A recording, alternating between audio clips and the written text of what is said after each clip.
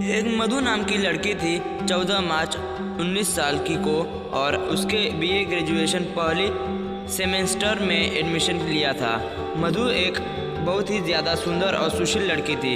मधु बिना फालतू में किसी से कोई भी बातचीत नहीं किया करती थी, लेकिन बहुत सारे लड़के उसकी शराफत बहुत ज़्यादा फ़ायदा उठाते थे और उसे कॉलेज में बहुत ज़्यादा परेशान किया करता था।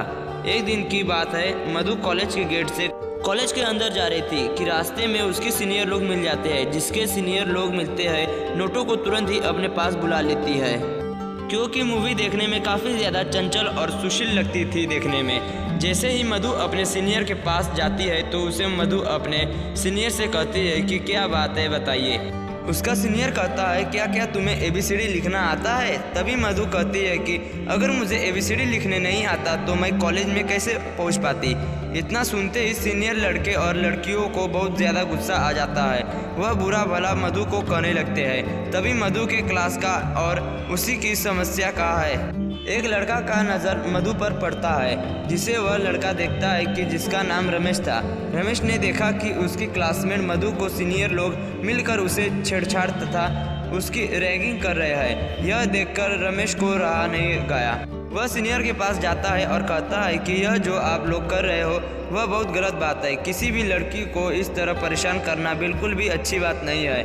उसके बाद सीनियर लड़के तथा रमेश में काफ़ी ज़्यादा जमा हो जाता है और आखिरकार रमेश मधु को अपने साथ लेकर कॉलेज में अंदर जाना जाता है कि आज करने के लिए। जैसे ही मौजूदा था, रमेश क्लास के बाहर निकलते हैं। रमेश से मधु कहती है कि कॉलेज में जो लड़की मुझे परेशान कर रहे थे, मुझे उससे बचाने के लिए आपका शुक्रिया। तभी रमेश कहता है कि ऐसी कोई बात नहीं है, तुम्हें मुझे शुक्रिया कहने की कोई ज़रूरत नहीं है, क्योंकि तुम मेरी क्लासमेट हो और तुम्हारी सुरक्षा और रक्षा करना मेरा फर्ज होता है। इन सभी बातों को सुनकर मधु को रमेश पर काफ़ी ज़्यादा प्यार आए, दया आने लगती है। अब कॉलेज मधु और रमेश दोनों साथ साथ जाते थे। साथ साथ ही कमी से आते वक्त भी दोनों एक साथ आते थे। रमेश को पता था कि कॉलेज में बहुत सारे लड़के होते हैं। इंजॉय जूनियर लोकेशन लड़कियों की रैगिंग करते हैं। अब तो रमेश मधु को कहता है कि तुम अगर पहले आ जाओगी कॉलेज तो तुम कॉलेज अंदर मत जाना, मेरा इंतज़ार करना बाहरी है। जब मैं कॉलेज जाऊंगा तो मेरे साथ अंदर चलना, फिर उसके बाद किसी को भी कॉलेज के अंदर तुम्हें कुछ भी कहने की हिम्मत नहीं होगी। दोनों ऐसा ही करते थे कि जो भी कॉलेज पहले आता था उन्हें इंतज़ार करना पड़ता था, दूसरे के लिए है। ऐसा करते करते काफ़ी ज़्यादा दिन बीत गया था। उन दोनों ने अब प्रथम सेमेस्टर से प्रमोटेड होकर अब कॉलेज के तीसरे सेमेस्टर में पहुंच चुके थे। दोनों एक दूसरे से मिलते मिलते 1 साल से ज़्यादा हो चुके थे और दोनों अब तो अपने अपने घर में भी मोबाइल से बात किया करते थे।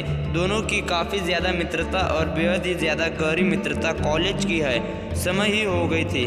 अब हम दोनों मिलकर मुझको ले जाते थे क्लास करने के लिए और कॉलेज दोनों प्रतिदिन आने के कारण दोनों क्लास में अच्छी रेपुटेशन पर पहुंच गए थे। दोनों को एक साथ आते जाते देख क्लास की बहुत सारे लड़के लड़कियां दोनों के बारे में बहुत ज़्यादा गलत शरत बातें किया करती थी, लेकिन इन बातों से मधु को किसी भी प्रकार का कोई फर्क नहीं पड़ता था, क्योंकि मधु कहती थी कि हम दोनों सिर्फ एक अच्छी दोस्त है। वह जिसको जो सोचना है सोचने दीजिए। हम लोग कॉलेज में साथ आते हैं, साथ जाते हैं और साथ रहते हैं, हमेशा ऐसे ही रहेंगे। दुनिया वाली कुछ भी सोचे, मुझे कोई फर्क नहीं पड़ता है। जैसे ही 3 साल पुरानी वाली थी, आप सभी लोग अंतिम सेमेस्टर की पढ़ाई कर रहे थे।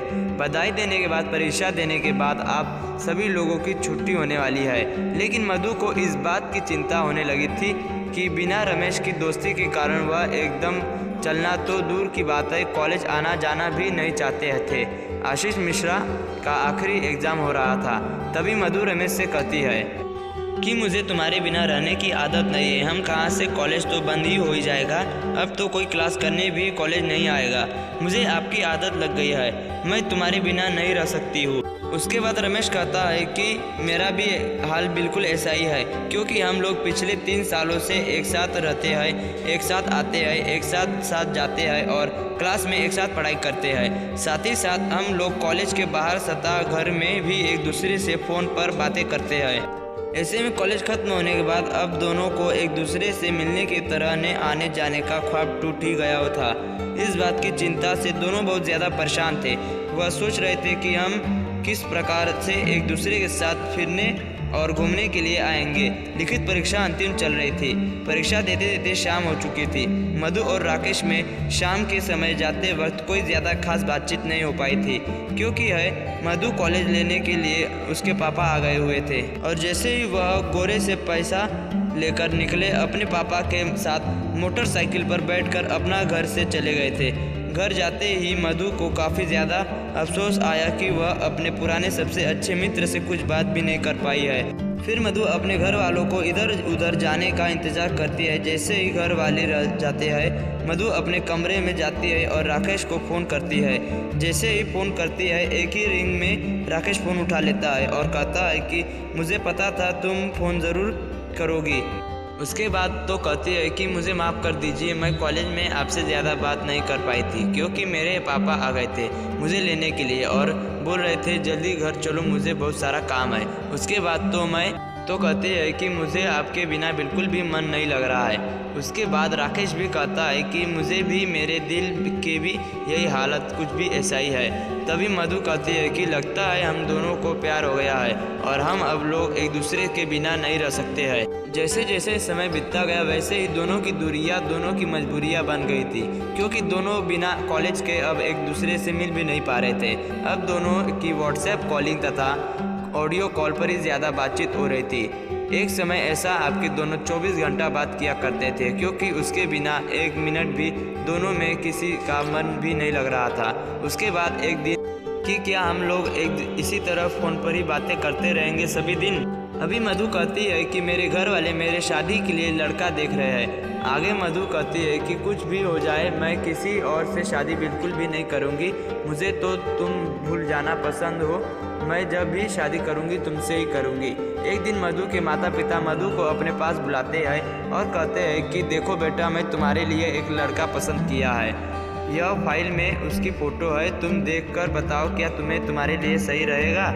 यह सुनते ही मधु को काफ़ी ज़्यादा गुस्सा आ जाता है। वह कहती है कि मेरे लिए किसी भी प्रकार का लड़का ढूंढने के लिए कोई ज़रूरत नहीं है, क्योंकि मैं जब भी शादी करूंगी अपनी पसंद के लड़के से शादी करूंगी और अपने पसंद के लड़के को मैं बहुत पहले ही पसंद कर चुकी हूँ। मैं उसके बिना एक मिनट क्या एक सेकंड भी नहीं रह सकती हूँ। ऐसे में किसी और से शादी करने के बारे में सोचना भी नहीं सकती।